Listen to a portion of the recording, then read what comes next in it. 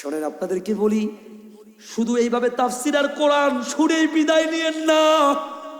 কাল হাসরের ময়দানে যদি আল্লাহ জিজ্ঞাসা করে, এ মুকুল, আল্লাহ যদি জিজ্ঞাসা করে, এ মুকুল, এই মতিয়র, এই সালা সাকলাইর, এই অমুক, এই তমুক, আল্লাহ যদি ডাক দেয়, তুই না ব্যবসা করেছিস, কোন কাপড় বানালে, কোন সুতা দিলে, কোন রং দিলে মার্কেটিং ভালো হবে, দামে কম হবে, কই কিভাবে নাটাই করলে, সমিল করলে, কিভাবে কি কারিশমা করলে দাম কম হবে, বেশি বেচা যাবে, বাড়ি বানানো শিখলি, কত সুন্দর করে বাড়ি বানাইলা।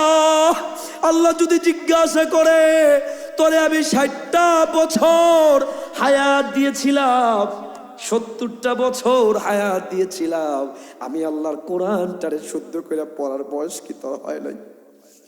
সূরা ফাতিহাটা শুদ্ধ করে পড়তে কি পারিস নাই? সূরা ইখলাস একটু শুদ্ধ করে পড়বি, এটাও কি তোর জীবনে হলো না? কোন একজন আলেমের কাছে, ইমামের কাছে, মুয়াজ্জিনের কাছে, কোন একজন হাফেজের কাছে সপ্তাহে একটা করে দিন একটা ঘন্টা কোরআন শিখতে পারলি না? আমারে আপনি বলেন, এ ভাই, এই ময়দানে আজকের বয়ান, কত বয়ান হয়, চলে যান, কিন্তু আল্লাহর কাছে কিন্তু চলে যাওয়া যাবে না। আল্লাহর রাসূল বলেন, আল কোরআনু শাফিউল্লাহ, আল্লাহ বলে আল কোরআনু লাকা ওয়া আলাইকা, কোরআন হয়তো সুপারিশ করবে অথবা বিপক্ষে বলবে, কোরআন বলবে আল্লাহ, কোরআন ডাক দিয়া বলবে আল্লাহ।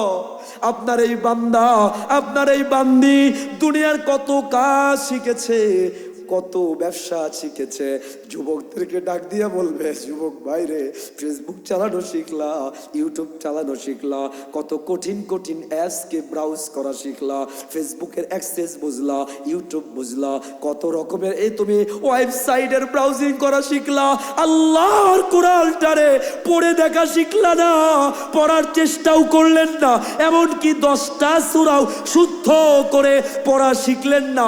আল্লাহর কাছ গড়ায় দাঁড়ায়া কি জবাব দেবেন বলেন না? আমার কাছে কি একটা ওয়াদা নেওয়া যায়?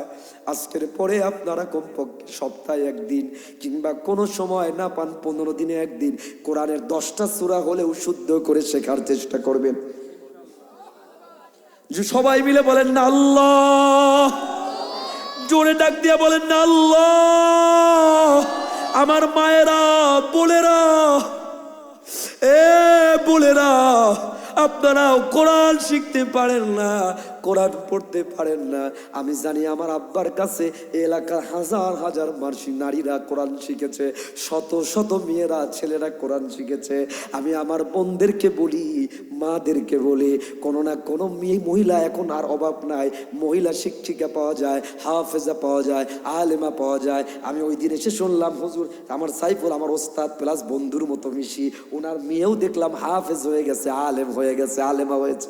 এরকম অভাব নাই। এ ভাই, আমার বোনেরা ওয়াদা নেন, বলেন না আল্লাহ আমাদেরকে কোরআন শেখার, কোরআন বোঝার, কোরআন মানার তৌফিক দেন, বলেন আমিন।